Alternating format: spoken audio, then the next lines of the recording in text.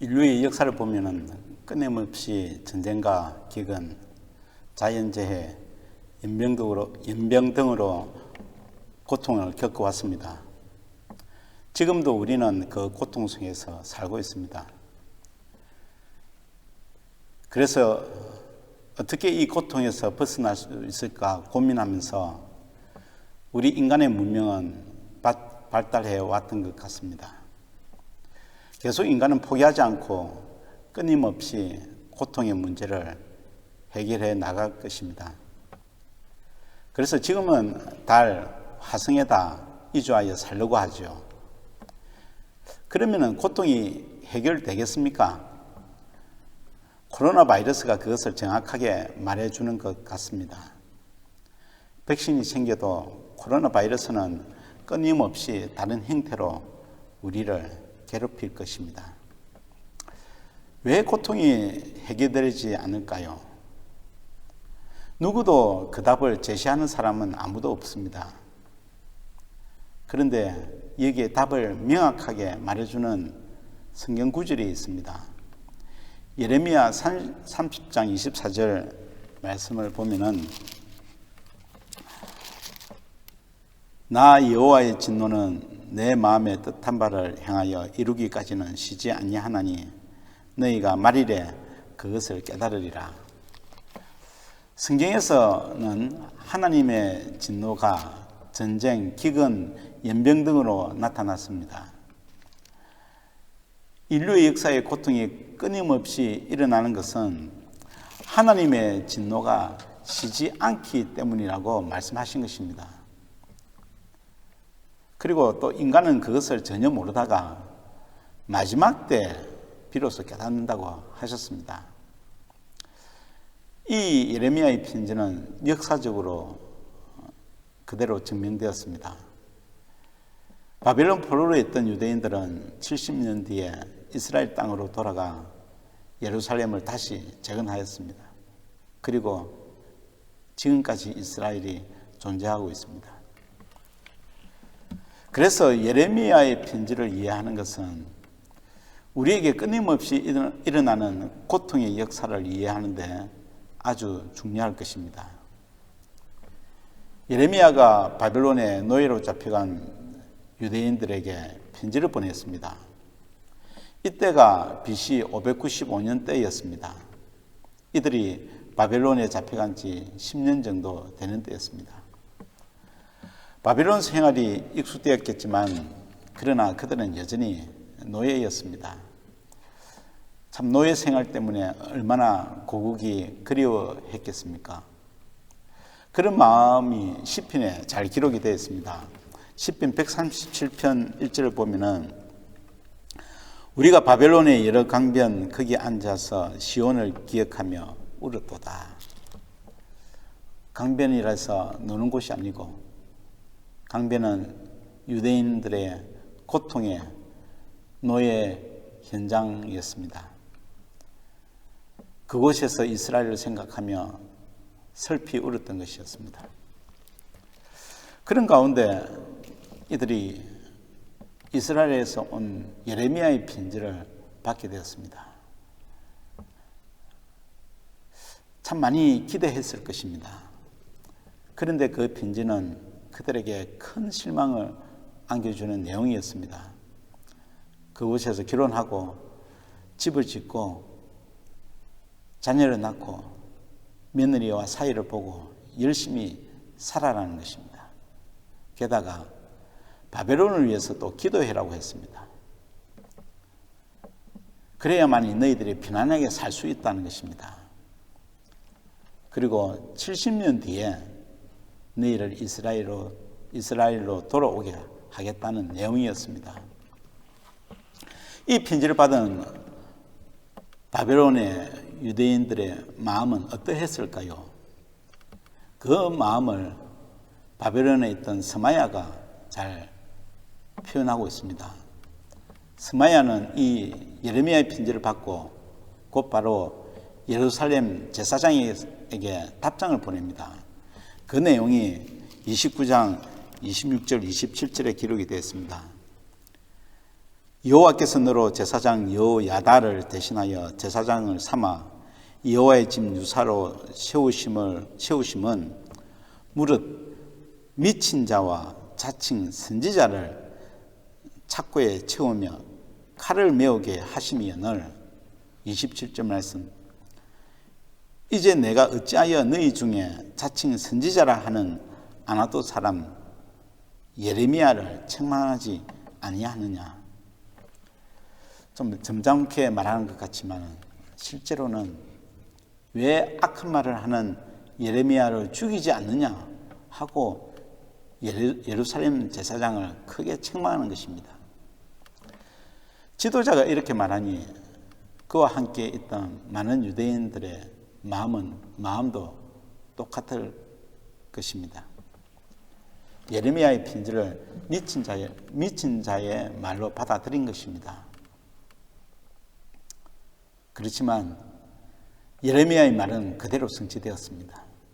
그리고 스마야와 그와 같이 생각했던 모든 자들이 다 하나님의 심판을 받고 또 자손들까지 하나님의 회복을 받지 못했습니다. 유대인들이 하나님의 심판을 받았던 것은 예레미야의 편지를 받아들이지 않았기 때문입니다. 저는 여기에서 우리의 고통이 끊어지지 않는 이유가 저는 여기에 있다고 보는 것입니다. 그러므로 우리는 하나님의 편지를 받는 예레미야의 편지를 받는 유대인들의 태도를 유심히 보아야 합니다. 혹 우리가 지금 스마야와 바벨론 포로처럼 예레미야의 편지를 그렇게 받고 있지 않습니까? 예레미야의 편지는 하나님 편지였습니다. 그 하나님의 편지가 지금 우리의 성경 66권이지요. 여러분, 우리는 하나님의 편지인 성경을 어떻게 대하고 있습니까? 하나님의 말씀으로 받아들입니까? 하나님의 말씀 성경을 우리는 두려운 마음으로 받아들이고 있습니까? 아니면은 관심을 두지 않거나 혹 하나님의 말씀을 내버려 두고 있지는 않습니까? 만약 그런다면은 우리는 스마야와 똑같은 행동을 하는 것입니다. 결국 하나님의 진노가 임하게 되는 거죠. 세상은 물론이고 성도들까지도 하나님의 말씀, 성경 말씀에 그렇게 귀를 기울이지 않는 것 같습니다. 그렇게 귀를 기울이지 않아도 하나님의 말씀에 무관심하게 대하더라도 전혀 아무렇지도 않게 여깁니다. 전혀 모르고 있는 것입니다. 하나님의 진노가 임할 것을 전혀 모르고 살아가는 것입니다. 이런 우리의 모습 때문에 하나님의 진노가 쉬지 않게 되어서 인류 가운데 고통이 쉬지 않고 계속 이어오고 있는 것입니다. 참으로 성경을 하나님의 말씀으로 믿는다면 여러분, 우리는 이 인생의 고통의 문제를 성경 속에서 찾아야 할 것입니다. 그러므로 스마야와 유대인들이 거부했던 예레미야의 편지에 어떤 내용이 있는지 우리는 주의 깊게 보아야 합니다. 그 내용을 살펴보면은 크게 5가지를 하나님께서 말씀하십니다. 먼저 하나님께서 바벨론 포로에게 가정의 중요성을 말씀하고 계십니다. 결혼하고 자녀를 낳고 또 손자까지 가지라고 하셨습니다. 그리고 전원을 만들어서 그 열매를 따먹고 세잔하지 않도록 열심히 살아라고 하셨습니다. 여러분, 이것은 가정의 중요성을 말씀하고 계시는 것입니다. 그 무슨 바벨론 노예 생활에서 이겨낼 수 있는 것은 가정이 얼마나 중요한가를 하나님께서 이들에게 말씀해 주는 것입니다. 우리가 사회에서 일을 마치고 저녁에 집에 돌아와서 가족들과 함께 저녁 식사를 하고 그리고 저녁 시간을 함께 지냅니다. 그러면 낮에 있었던 모든 필요가 다 해결되지 않습니까? 그만큼 가정은 우리의 삶의 원천이 되고 우리의 최고의 보금자리인 것입니다. 이 가정에 문제가 있으면 만일에 이 가정이 없다면 우리의 모든 수고는 헛되고 결국 포로 생활에서 견딜 수 없게 되는 것이죠. 그래서 그들에게 하나님께서 가정의 중요성을 말씀하셨던 것입니다. 현재의 삶이 아무리 힘들더라도 가정은 세상의 고통을 이겨내는 원천이 됩니다. 주님 안에서 복된 가정을 지키십시오. 주님의 가정이 될 때 세상은 고통 속에 있지만 그 가정은 천국인 것입니다. 사랑하는 여러분, 우리는 자녀들에게 그런 가정을 제공해야 합니다. 우리는 부모들에게 그런 천국이 되는 가정을 제공해야 합니다. 이를 위해서 우리는 힘을 써야 하는 것입니다. 또 하나님께서는 세상에서의 성도의 삶을 말씀해 주고 있습니다. 바벨론 성읍의 평안을 위해서 기도하라고 하셨습니다. 바벨론은 유대인들에게는 원수이지 않습니까? 이 나라가 망하는 것이 유대인들의 소원이었을 것입니다. 그런데 하나님께서 바벨론 평안을 위해서 노력하고 기도해라고 하셨습니다. 왜 하나님께서 이 기도해라고 하셨냐면은 바벨론 평안을 위해서가 아니라 유대인들의 평안을 위해서 말씀하신 것입니다. 국가는 우리의 삶의 터전을 제공해 줍니다. 그리고 우리가 안전하게 살도록 지켜주시고 편안한 삶을 살게 해줍니다.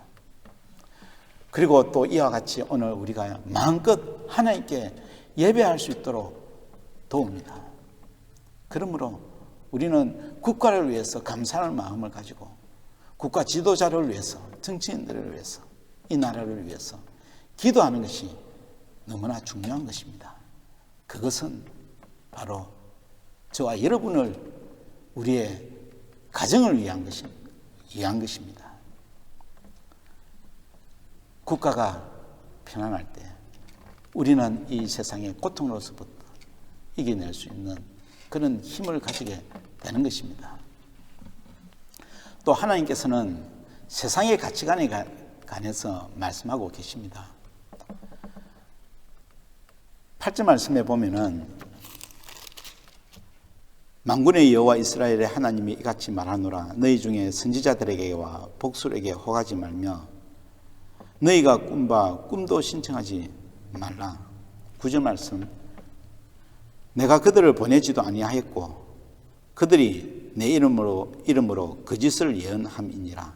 여호와의 말이니라. 물론 우리는 점쟁이나 꿈쟁이를 지금 가까이 하지 않을 것입니다. 그 당시에는 점쟁이나 꿈쟁이들은 지금과 같지 않고 그 시대는 지식인들이었습니다.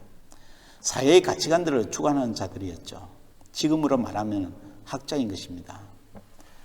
그들의 말을 듣지 말라고 합니다. 왜냐하면 그들은 영적인 말을 하기 때문입니다. 그들을 가까이 하지 말라는 것이죠. 그들이 세상의 가치관을 주관하는 존경받는 자였지만은 여전히 세상은 악한 영들이 지배하고 있기 때문입니다. 거기다가 인간의 지식은 한계가 있습니다. 그리고 결코 절대적일 수 없습니다. 그 세상의 가치관에 현혹되지 말라는 것입니다. 그리고 반드시 유의해야 할 것은 하나님의 말씀이라고 전하는 거짓 예언자들입니다. 이들은 하나님이 보냈다고 하면서 하나님의 말씀을 전합니다. 이들을 분별하고 멀리해라는 것입니다. 여러분, 우리는 이들을 어떻게 분별하고 멀리할 수 있습니까? 오직 한 가지 방법밖에 없습니다. 성경 66권밖에 뿐입니다. 그래서 우리는 성경을 정확히 알아야 하는 것입니다. 건전한 교리 속에서 성경을 배울 수 있어야 합니다. 건전한 교회는 건전한 교리는 건전한 교회를 말합니다. 이를 위해서 우리 할렐루야 교회는 최선의 노력을 해야 합니다. 이것이 세상의 고통에서 이길 수 있는 힘을 주는 것입니다. 또 하나님께서는 세상의 고통을 이겨내기 위해서 구원이 있음을 우리에게 말씀해 주고 있습니다. 10절 말씀입니다. 나 여호와가 이같이 말하노라. 바벨론에서 70년이 차면 내가 너희를 근고하고 나의 선한 말을 너희에게 실행하여 너희를 이곳으로 돌아오게 하리라. 70년 뒤에는 포로에서 벗어나 이스라엘로 돌아가게 하겠다는 회복의 약속입니다. 이는 노예에서 벗어나는 구원을 상징합니다. 이 편지를 받은 유대인들은 이 회복을 받지 못하고 바벨론에서 죽어야 합니다. 그렇지만 이들에게 회복을 약속하십니다.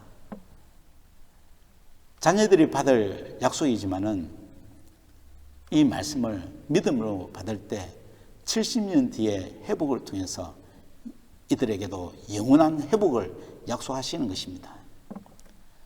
사람에게는 하나님의 구원이 있음을 우리는 기억해야 합니다. 영원한 생명 그리고 영원한 나라가 있습니다. 그리고 그것으로 이끄시는 하나님의 구원이 있습니다. 성경은 예수 그리스도를 통해서 그 구원에 이른다고 선포합니다. 하나님의 구원을 바라볼 때 세상의 고통을 이겨낼 수 있는 것입니다.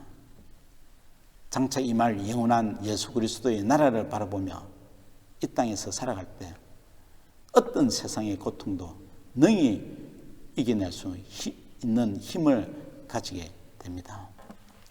그리고 또 세상의 고통을 이겨내도록 하기 위해서 하나님께서는 예배하는 삶을 말씀해 주고 계십니다. 12절 13절 말씀입니다. 너희는 내게 부르짖으며 와서 내게 기도하면 내가 너희를 들을 것이요 너희가 진심으로 나를 찾고 찾으면 나를 만나리라. 하나님께로 와서 하나님과 만나는 삶을 말씀합니다. 하나님께로 와서 부르짖고 기도하고 진심으로 하나님을 찾고 찾으라고 말씀합니다. 이것이 예배입니다. 그러면 하나님께서 만나지겠다고 하셨습니다. 그래서 우리가 이렇게 주일 예배를 드리는 것입니다. 예배는 전심으로 하나님을 찾고 하나님을 부르짖는 마음입니다. 그러면 예배 가운데 반드시 하나님의 영광이 우리에게 나타나는 것입니다. 여러분, 우리는 예배를 어떤 마음으로 드립니까? 얼마나 하나님을 사모하는 마음으로 오셨습니까? 그리고 예배 가운데 얼마나 하나님을 전심으로 찾고 있습니까? 주일 예배를 시작으로 해서 매일매일 가정에서 사회에서 전심으로 하나님을 부르짖고 찾는 삶을 살 때 그때 나의 삶 속에서 예수 그리스도의 능력이 역사하는 것입니다. 그리고 그 능력이 세상의 고통을 이기게 하는 것입니다. 그렇습니다. 세상에 어떤 고통이 우리에게 닥칠지라도 우리는 능히 그 고통을 이겨낼 수 있는 힘을 가지게 되는 것입니다. 그 힘이 예수 그리스도의 힘입니다. 말씀을 맺겠습니다. 우리는 우리의 죄와 세상의 죄가 있는 동안에 결코 고통을 피할 수 없습니다. 우리는 그 고통이 재앙이라고 생각합니다. 코로나 바이러스가 그렇고 우리에게 일어나는 수많은 사고가 재앙으로 우리는 생각합니다. 그러나 하나님께서 우리에게 말씀하십니다. 11절 말씀에 나 여호와가 말하노라.